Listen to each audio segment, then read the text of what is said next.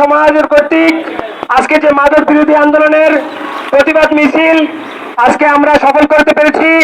এখন আপনাদের সামনে মাদক বিরোধী আন্দোলনের নিয়ে কিছু কথা বলবেন আমাদের মাঝে আখাউড়া মালদার পাড়ার কৃতি সন্তান জনাব জুয়েল ভাই। বিসমিল্লাহির রহমানির রহিম। আজকে মাদক বিরোধী আন্দোলনে আমাদের যুব সমাজের উদ্যোগে যে মিছিলটা করা হয়েছে আমরা সুন্দরভাবে সফল করতে পারছি। আমি আখড়ার উদ্দেশ্যে একটা কথা বলতে চাচ্ছি। এই মাদক আমাদের মা বাবাকে কান্নাকাটির দিনের ধৈর্য সৃষ্টির রাস্তা বের করে দিয়েছে।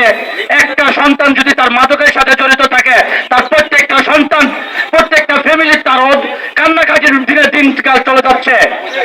আমরা চাচ্ছি আখড়ার মাটিতে কোন মাদক থাকবে না, আর যদি মাদক থাকে আমরা তার সঠিক জবাব ইনশাআল্লাহ দেব। এখন আজ থেকে 5 আগস্টের আগে থেকে শুনছি জিরো ক্লিয়ারেন্স। আমরা আজও দেখি না জিরো ক্লিয়ারেন্স। আমরা যুব সমাজ জিরো ক্লিয়ারেন্স করবো ইনশাআল্লাহ। ইনশাআল্লাহ।